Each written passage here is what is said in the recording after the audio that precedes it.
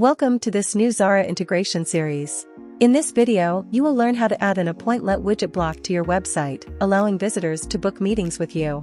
From the Designs gallery, go to Modular Websites, then Web Blocks, and select the Scheduling and Appointments category. Next, add one of the Appointlet widget blocks. Click on the widget block and then click on Edit Widget.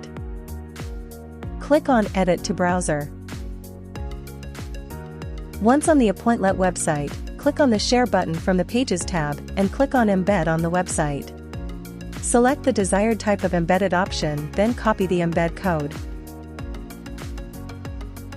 Finally, paste the embed code from the Appointlet website to Xara. Click the Preview button to see the final result in your browser. And voila! Your Appointlet widget block is now ready for visitors to book meetings. Thanks for watching. Don't forget to check out our next video on how to add integrations to your website.